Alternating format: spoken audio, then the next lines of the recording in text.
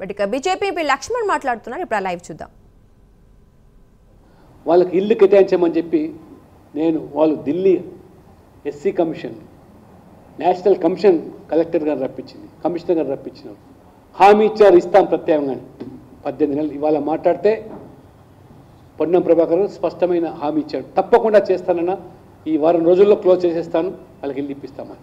అంటే ఒక ప్రజాప్రతినిధిగా ఎంపీగా 2 సార్లు ఎమ్మెల్యేగా ఉన్న నేను పట్టించుకుంటే కానీ సామాన్యుని సమస్యలు పరిష్కరించే పరిస్థితి అంటే ఎంత దారుణంగా ఉందో ఈ పాలన ఈ రాష్ట్రంలో ఇది అర్థమవుతున్నది.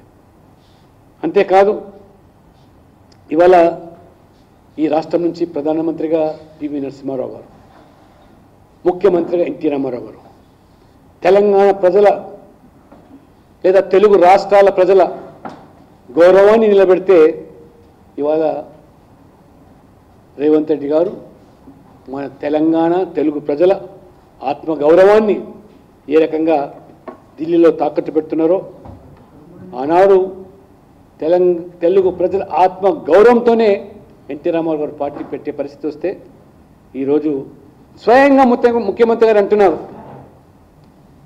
వారు ఒప్పుకుంటున్న ₹1 నాకు దక్కటం లేదు, నేను వెళ్తే ఏదో ఢిల్లీలో చెప్పులు ఎత్తుకుపోయే వారికి వచ్చినట్టుగా నన్ను చూస్తున్నారు, ఎవరు రుణం ఇచ్చే పరిస్థితి లేదని, దివాలా తీసింది రాష్ట్రం అని.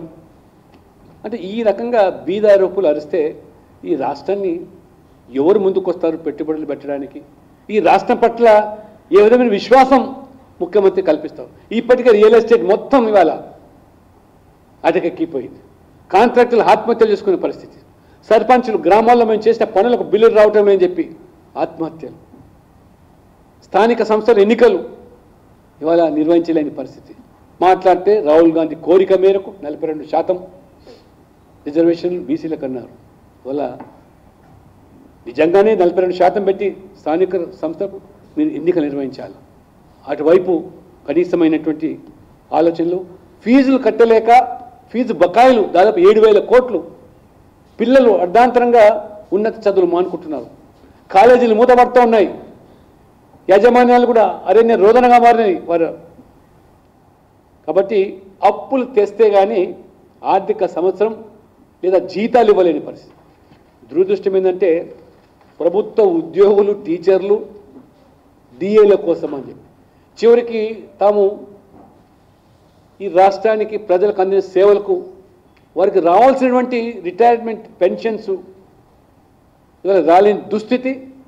వాళ్ళు కోర్టులకు వెళ్ళి మరి ఆ రకంగా మరి కోర్టు ద్వారా బకాయిలు తెచ్చుకునే దుస్థితి రాష్ట్రంలో వచ్చిందంటే జీతాలు ఇవ్వలేని పరిస్థితి సకాలంలో.